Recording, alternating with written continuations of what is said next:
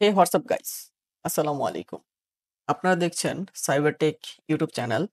আপনারা pen testing সম্পর্কে অনেকেই জানতে চান।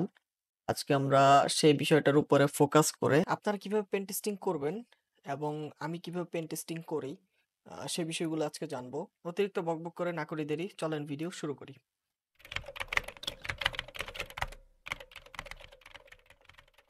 আমরা যখনই কারোর সাথে কথা বলি তখনই আমাদের কাছে ৩টা কোয়েশ্চেন আসে। ফার্স্ট কোয়েশ্চেনটা হচ্ছে একজন পেনিট্রেশন টেস্টার কি করে? সেকেন্ড কোয়েশ্চেন হচ্ছে একজন পেনিট্রেশন টেস্টার হিসেবে আপনার ভূমিকা কি? ৩ নাম্বার কোয়েশ্চেনটা হচ্ছে আপনি কিভাবে পেনিট্রেশন টেস্টিং এর মধ্যে আপনার দিনটা কাটান? এ হচ্ছে ৩ টা কোয়েশ্চেন। ঠিক আছে? এবং আ নেক্সট স্টেপে বলে যে আসলে পেনিট্রেশন টেস্টাররা কিভাবে কাজ করে বা কত ঘন্টা কাজ করে। এখন আমরা যদি শুরু করতে যাই এই ৩ টা বিষয়বস্তুকে মাথায় রেখে তাহলে আমি বলি যে আসলে প্রথমত আমার টাইটেলটা শুরু হচ্ছে প্রেজেন্টেশন টেস্টার এর যে ওয়ার্কিং বা কর্মরত আ যে সময়টা ওইটা, সে কর্মরত সময়ে কি করে বা আমি নিজে কি করি এবং আপনি কি করবেন? প্রথমত আপনার প্রয়োজন হচ্ছে একটা এনভায়রনমেন্ট, যে এনভায়রনমেন্টে আপনি খুব ইজিলি আপনার কাজগুলা খুব সুন্দরভাবে করতে পারবেন। এইটা হইতে পারে আপনার ডেস্কটপের আশেপাশের এনভায়রনমেন্ট এবং আপনার ডেস্কটপের যে হার্ডওয়্যার রিলেটেড যন্ত্রাংশ আছে ওগুলা। ঠিক আছে? সেকেন্ডলি আপনার পেন টেস্টিং করতে প্রয়োজন হচ্ছে একটা সার্ভার বা একটা ওয়েবসাইট বা এটা হইতে পারে বিভিন্ন আইপি, তারপর হইতে পারে ওবিএ ফাইল। যদি কোন কোম্পানি আপনাকে ওবিএ ফাইল দেয়, ওবিএ ফাইল বা হইতে পারে কোন একটা ফাইল, নরমাল ফাইল। ঠিক আছে? এইখানে আপনি পেন টেস্ট করবেন। বিভিন্নভাবে ওদের ওদের ভালনারেবিলিটি বের করার চেষ্টা করবেন, ওদের সিকিউরিটিকে ব্রেক করার চেষ্টা করবেন এবং ওদের অনেক দুর্বলতা খুঁজে বের করার চেষ্টা করবেন। তারপর ওদের দুর্বলতার উপরে আপনি একটা রিপোর্ট করবেন। এই রিপোর্টটা হবে টেকনিক্যাল অ্যান্ড নন টেকনিক্যাল ২ টা ওয়েতে। তারপর আ ওই যেই ভালনারেবিলিটি গুলো আপনি পাইছেন, ওই ভালনারেবিলিটি গুলা নিয়ে একটা ব্রিফ বা একটা প্রেজেন্টেশন বানাবেন যে আ আপনার কিভাবে ইমপ্যাক্ট করতেছে। আপনি যে ভালনারেবিলিটি খুঁজে পাইছেন, এইটা হ্যাকার কিভাবে ইমপ্যাক্ট ফেলাইতে পারে তাদের ওয়েবসাইটে এবং এটা কিভাবে ইমপ্যাক্ট করবে, তাদের কি, কি ডাটা লস হইতে পারে, তাদের কি, কি ক্ষতি হইতে পারে। ঠিক আছে? সে অনুযায়ী একটা ব্রিফ করবেন এবং ৫ নম্বরে যেটা আছে ওইটা হচ্ছে তাদের একটা অ্যাডভাইস করবেন যে আ কিভাবে তারা তাদের সিকিউরিটি গুলাকে স্ট্রং করতে পারে। একটা অ্যাডভাইস দিয়ে দেওয়া উচিত আমাদের এবং আমরা এটা করে থাকি। যে আ তাদের সিকিউরিটি স্ট্রং করতে তাদের কি, কি করা উচিত? মাঝে মধ্যে আমরা অনেকে রিসোর্সও দেই। ঠিক আছে? এখন চলুন আলোচনা করি পেন টেস্টিং এ আপনি কি করবেন? পেন টেস্টিং এ আপনি কি করবেন? এইটাতে আমরা ৩ টা ভাগে ভাগ করছি। মনে করেন আপনাকে একটা সার্ভার বা একটা ওয়েবসাইট দেওয়া হলো। ওইখানে আপনি ৩ ধরনের কাজ করতে পারেন। একটা হচ্ছে external penetration testing, wireless penetration testing and physical penetration testing. আমরা এই ৩ ভাবে একটা সার্ভার, একটা ওয়েবসাইট, একটা ওবিএ ফাইল এগুলাকে আমরা কাজ করতে পারি এগুলোর উপরে। এদের দুর্বলতা খুঁজতে পারি। ঠিক আছে? এখন যদি আমরা কথা বলি এক্সটার্নাল টেস্টিং বিষয়টা কি? এক্সটার্নাল পেনিট্রেশন টেস্টিং বিষয়টা হচ্ছে মনে করেন এখন একটা কোম্পানি বা একজন ব্যক্তি আপনাকে একটা ওয়েবসাইট দিয়েছে। যেটা আপনার পেন টেস্টিং করতে হবে সম্পূর্ণ আপনার বাসায় বসে। বা ওইখানে আপনার ঐরকম কোনো মার্কেট প্লেস বা ঐরকম কোনো কিছু নাই। জাস্ট ডিরেক্ট আপনার সাথে মানে কোন থার্ড পার্টি নাই। আপনার এবং আপনার ক্লায়েন্ট ডিরেক্ট কাজ হইতেছে। জাস্ট আমি উদাহরণ দিয়ে বুঝাইতেছি আপনাদেরকে। যেরকমটা আমাদের হ্যাকারন এর সাথে আমাদের হচ্ছে। ওইখানে কি হচ্ছে হ্যাকারন একটা ওয়েবসাইট, ওই ওয়েবসাইটের মধ্যে আ মনে করেন হোস্টিং সার্ভিস দিয়ে রাখছে যে আসলে আমার পেন টেস্টিং করতে হবে। তুমি এই জিনিসগুলোর উপরে বাগ খোঁজো। ওরা কিছু স্পেসিফিকলি কিছু স্কোপ দিয়ে দেয়। ওই স্কোপের উপরে তুমি বাগগুলা খুঁজে বের করো। সেক্ষেত্রে আমরা ওইখানে গিয়ে তাদের terms and condition, privacy policy দেখে তারপর আমরা কিন্তু এখানে বাগগুলা খুঁজতে যাই। এটা হচ্ছে এরকম। আপনারে আ আপনাদেরকে ক্লায়েন্ট আ একটা আইপি দিবে। বা একটা ওয়েবসাইট দিবে বা একটা ওভিএ ফাইল দিয়ে বলবে যে, "নাও তুমি এইটার উপর টেস্ট করো।" এটাকে আ যখন আমরা বাহ্যিকভাবে করি মানে আ কোনো কোম্পানি আমাদের হায়ার করতেছে না বা কোনো কোম্পানির ভিতরে আমরা যাইতেছি না। মানে সশরীরে যাইতেছি না। সেক্ষেত্রে যদি আমরা এরকমভাবে কাজ করি তাহলে এটাকে ব্লাক বক্স পেন টেস্টিং ও বলা হয়। এখন আপনি যদি একটা কোম্পানিকে হ্যাক করতে চান বা ওদেরকে টেস্ট করতে চান, যেরকমটা আমরা বাগ বাউন্টি, বাগ হান্টিং এ করি, হ্যাকার অন বাকআউট, ইন্টিগ্রিটি এগুলাতে করি। ট্রাইহেকমিতে ল্যাব সলভ করি, হ্যাক দ্য বক্সে করি, এরকম। ঠিক আছে? এখন আমি যদি একটা কোম্পানিকে ব্রেক করতে যাই সিকিউরিটিটাকে, তখন দেখা দেয় যে আসলে আ আমার কিছু নিড প্রয়োজন। আমার কিছু প্রয়োজন থাকে। দেন আমার কিছু তথ্য প্রয়োজন হয়। সেক্ষেত্রে তখন আমরা করি কি? ওপেন সোর্স ইন্টেলিজেন্স করি। এটাকে আমরা ওশেন নামে চিনি। ঠিক আছে? এইটা করার পর ওই কোম্পানি সম্পর্কে আমরা গভীরভাবে জানতে পারি। প্লাস ওই কোম্পানির অনেক ডাটা পাই। যে ডাটা আমরা ব্যবহার করি যেন কোম্পানির সিকিউরিটিকে ব্রেক করতে পারি। এবং তারপর আমরা একটা অ্যাটাকিং ওয়েতে যাই। ডাটাগুলা কালেক্ট করার পর। অ্যাটাকিং ওয়েতে গিয়ে আমরা হয়তোবা এটা কোম্পানির যারা স্টাফ আছে তাদের কে কাজে লাগাই এবং কোম্পানির যে কাস্টমার, রেগুলার কাস্টমার তাদেরকেও কাজে লাগাইতে পারি। এবং কোম্পানি থেকে আমরা যে ওপেন সোর্স ইন্টেলিজেন্স এর মাধ্যমে আমরা যে ডাটাগুলা পাইছি, ওই ডাটাগুলা নিয়েও আমরা চাইলে কাজ করতে পারি। ওগুলা দিয়ে আমরা একটা অ্যাটাকিং ওয়ে সাজাইতে পারি। সে ওয়ে এর মাধ্যমে আমরা এই কোম্পানির সিকিউরিটি ব্রেক করার ট্রাই করতে পারি এবং পেনিট্রেশন টেস্টিং করতে পারি। কোম্পানির দুর্বলতা খুঁজে বের করতে পারি। এই ক্ষেত্রে রেস্ট্রিকশন থাকে না। পেনিট্রেশন টেস্টিং এর ক্ষেত্রে কোনো রেস্ট্রিকশন থাকে না যে তুমি এটা করতে পারো, ওইটা করতে পারবা না। জাস্ট ওনার বলে দেয় যে তুমি আর যাই করো ডিডোস অ্যাটাকটা করো না। ঠিক আছে? ঠিক আছে? এইটা মেক্সিমাম ক্ষেত্রেই বলে দেয়। মেনশন করে দিবে আপনাদেরকে। আপনি যদি আ নাও বলে তারপর আপনি বলবেন যে, "আমি কি ডিডোস করতে পারবো কি না?"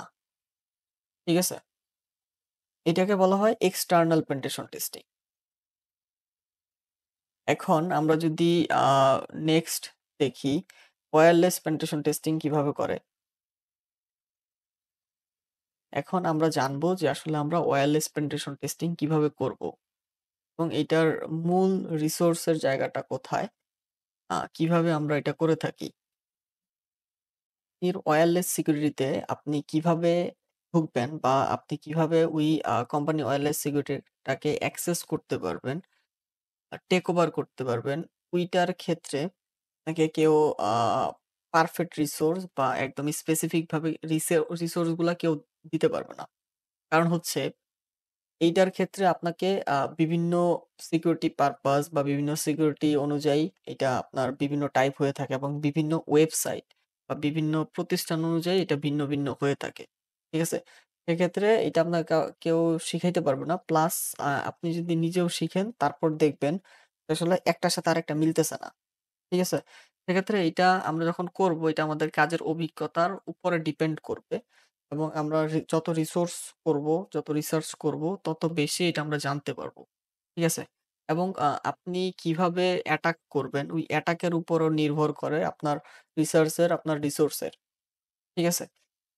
এবং ভিন্ন, ভিন্ন টাইপের অ্যাটাক হয়ে থাকে এবং এইখানে আমাদের কিছু সিকিউরিটি লেভেল আছে WEP, WAP, WPA2 and the latest WPA3 এগুলা একেকটার সাথে আপনার একেকটার আ সিকিউরিটি সিস্টেম যুক্ত আছে। ঠিক আছে? বিভিন্ন আপগ্রেড ভার্সন একেকটাতে দেয়া আছে। সেক্ষেত্রে আপনার একটা মনে করেন আপনি এখন WP আ এক্সপ্লয়েট করতে পারছেন। কিন্তু তার ওই WAP এর এক্সপ্লয়েট এর সাথে তো আর WPA3 এর এক্সপ্লোরেশন টা মিল হবে না। তাই না? সেক্ষেত্রে আপনার এইটা ব্রেক করতে গেলে বিভিন্ন টাইপ অফ এক্সপ্লোরেশন লাগতে পারে। এবং আপনার প্রতিটা ওয়্যারলেস পেন টেস্টিং এর ক্ষেত্রে আপনি কখনোই মিল পাবেন না যে আসলে আমি আজকে এই ওয়েবসাইটটার ওয়্যারলেস পেন টেস্টিং করছি। আজকে থেকে ১০ দিন পর আরেকটা ওয়েবসাইটে ওয়্যারলেস পেন টেস্টিং করলাম, ওইটার সাথে কোনো মিল আছে। কোনো মিল আপনি নাও পাইতে পারেন। ঠিক আছে? আবার হইতে পারে মিল থাকতে পারে। কিন্তু এটা আপনাকে স্পেসিফিকলি কেউ বলতে পারবে না যে আসলে ওয়্যারলেস পেনিট্রেশন টেস্টিং টা কিভাবে করতে পারবেন। ঠিক আছে? এটা টোটালি ডিপেন্ড করবে আপনার উপর যে আসলে আপনি কোন ওয়েতে, কোন রিসোর্স, কোন রিসার্চ এবং ওইটাতে কোন সিকিউরিটি দেওয়া আছে। ঠিক আছে? ঠিক সেটার উপর নির্ভর করবে এবং আমি আশা রাখি যে আমি আসলে আপনাদেরকে বুঝাইতে সক্ষম হতেছি। আপনারা আমরা পেনিট্রেশন টেস্টিং এ কি করি? আমরা সর্বপ্রথম আমরা যখন ওয়্যারলেস টেস্টিং বা ওয়্যারলেস কে পেন টেস্ট করতে যাই, তখন আমরা আগে দেখি যে আসলে ওই ওয়্যারলেসে কোন সিকিউরিটি সিস্টেমটা ব্যবহার করা আছে এবং ওইটাতে আমি নরমাল ভাবে এন্ট্রি নিতে পারতেছি কিনা। তারপর আমরা এক করে আ বিভিন্ন স্টেপ নেই। নেয়ার পর আমরা দেখা যায় মাঝেমধ্যে সফল হই। মেক্সিমাম ক্ষেত্রে আমরা সফল হয়ে থাকি। ঠিক আছে? যেগুলা ঐরকম সিকিউর ওয়েবসাইট না।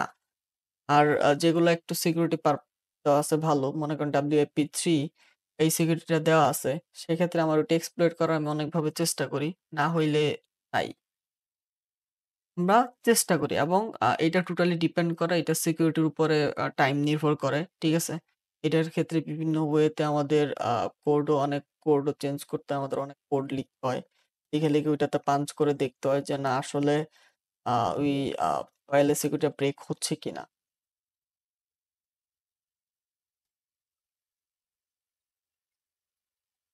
আমাদের দেখতে হয় যে আসলে ওই সিকিউরিটিটা ব্রেক হচ্ছে কিনা। ওয়্যারলেস পেন টেস্টিং আপনাকে কেউ শিখাইতে পারবে না বা আপনি আ এটা ভালোভাবে নিজে থেকেও শিখতে ওরকমভাবে পারবেন না। আর যদি আ কেউ শিখায় তারপরে ওইটাতে হয়তোবা একটাতে মিল পাবেন। আর বাকিগুলাতে মিল পাবেন না। সেক্ষেত্রে আপনার নিজের মাইন্ড মাইন্ডসেট রাখতে হবে যে না আসলে আমি এইটা করতে শিখব। ঠিক আছে? আর আপনি যদি এইটা কেউ আপনাকে শিখায় তারপর দেখবেন যে আসলে একটার সাথে একটা মিলতেছে না আপনার। আর চুল ছিঁড়াছিঁড়ি অবস্থা। যখন আপনি কাজ করবেন, কাজ করতে আসলে আপনি নতুন টাইপের সিকিউরিটি এবং নতুন টাইপের ওয়্যারলেস পেন টেস্ট করবেন, তখন আপনি বুঝতে পারবেন যে আসলে কোনটার এক্সপ্লোরেশন কিরকম হইতে পারে। একটার পর একটা আ আ আমাদের স্টেপ চেঞ্জ করতে হয় এবং intellectual মাইন্ড যদি আপনার হয়, তাহলে আপনি ওয়্যারলেস পেন টেস্টিং ভাবে করতে পারবেন।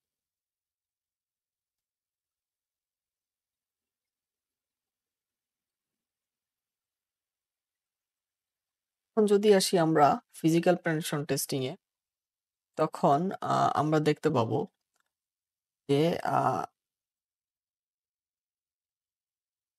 এখন যদি আমরা আসি ফিজিক্যাল পেনিট্রেশন টেস্টিং এ, তাহলে সেখানে আমাদের কি করতে হবে? সর্বপ্রথম আমাদেরকে একটা অর্গানাইজেশন আমাদের সিলেক্ট করতে হবে। মানে যেখান থেকে আমাদের ডাকা হবে বা যে কোম্পানি আমাদেরকে ডাকবে, এখানে আমরা যাবো ফিজিক্যালি এবং আমরা ফিজিক্যালি যে টেস্ট করব, সে টেস্টকেই আসলে এখানে বলা হচ্ছে যে আ ফিজিক্যাল পেনিট্রেশন টেস্ট। এই টেস্ট আমরা ফিজিক্যালি গিয়ে করব। তারপর আমরা যখন টেস্ট করতে যাব, তখন দেখা যাবে যে তারা আমাদেরকে তাদের নেটওয়ার্কের অ্যাক্সেস দিয়ে দিছে, প্লাস সার্ভার অ্যাক্সেস দিয়ে দিছে এবং তারা কিছু তথ্যাদি আমাদেরকে দিয়ে দিবে। যে আমি তোমাকে এই তথ্য দিলাম, তুমি এই তথ্যগুলা বেস করে তুমি তোমার পেন টেস্ট চালায় যাও। ঠিক আছে? এবং এইটাকে হোয়াইট বক্স পেনিট্রেশন টেস্টিং ও বলা হয়। সেক্ষেত্রে আমি আরো কিছু জিনিস জেনে রাখা আমাদের জন্য বেটার হবে। সেটা হচ্ছে ওইখানে আ তাদের যে এমপ্লয়ি আছে, তাদের এমপ্লয়ি সংখ্যা কত? তাদের এমপ্লয়ি এর কি রোল আছে? এবং সার্ভার মেইনটেইন করে কোন এমপ্লয়ি? এবং তাদের কম্পিউটার, এসএস কিছু তথ্য দিয়ে আমাদের জেনে রাখতে হবে। এবং আমরা যদি এগুলা জানি তাহলে আমাদের ওরকম রিসোর্স করা লাগবে না। আমরা তাদেরকে ইনফেক্টেড করতে পারি এবং আমরা যদি তাদের পেন টেস্ট করে যতটুকু আমরা তাদেরকে পেনিট্রেশন টেস্টিং করে যতটুকু আ তথ্যাদি বের করে নিয়ে আসতে না পারবো, আমরা তাদের ইউজার বা তাদের এমপ্লয়ি তাদেরকে ইনফেক্টেড করে তার থেকে বেশি ইনফরমেশন আমরা নিয়ে আসতে পারবো এবং সার্ভার অ্যাক্সেস ও পাইতে পারি। ঠিক আছে? সেক্ষেত্রে আমাদের ১ম এ আমাদের করতে হবে সোশ্যাল ইঞ্জিনিয়ারিং, যেটাকে আমরা কিছুটা ফিশিং ও জানি। তো আমরা ফিশিং কিভাবে করি? ফিশিং হচ্ছে কি?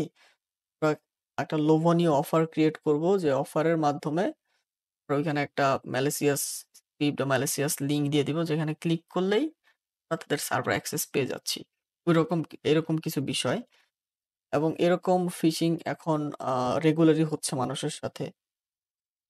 রেগুলারই হচ্ছে এবং এটার সাথে এখন মানুষ পরিচিত। ঠিক আছে? টোটালি আমরা যখন এরকম করব তখন দেখা যাবে যে আসলে আমরা তাদের সার্ভার অ্যাক্সেস হয়তোবা পেয়ে গেছি। ঠিক আছে? এরকম ভাবেই আমরা আ ফিজিক্যালি আমরা করি এবং আ বিভিন্ন ধরনের মেথোলজি আমরা সাজাই ওদের বিভিন্ন ডাটা এবং ওদের যে ইনগ্রিডিয়েন্টস আছে সার্ভারের সেটা অনুযায়ী। এবং ওনাদের যদি ওয়েবসাইট খুব বেটার হয়, আগে থেকে সিকিউর করা থাকে, কিছু সিকিউরিটি এড করা থাকে, তারপর আমরা সেগুলোও টেস্ট করার চেষ্টা করি। এবং এই ফিজিক্যাল পেনিট্রেশন টেস্টিংটা একটু লং টার্ম করা হয় এবং এটা করতে গেলে একটা টিমের প্রয়োজন। একটা টিমের প্রয়োজন হয়। যদি ছোটখাটো সার্ভার হয় তাহলে সিঙ্গেল পারসন এটা করতে পারে। ঠিক আছে? এখন আমরা আসি রিপোর্টিং এর বিষয়টা কি? রিপোর্টিং হচ্ছে আমরা যত ধরনের ভালনারেবিলিটি খুঁজে পাইলাম, টেকনিক্যাল, নন টেকনিক্যাল যত ধরনের ইস্যুস আমরা খুঁজে পাইছি, প্রত্যেকটা আমাদের রাইটিং করতে হবে। প্রত্যেকটা আমাদেরকে লিখে কোম্পানিকে জানাইতে হবে বা আপনার যে আছে তাকে জানাইতে হবে যে আমরা আপনার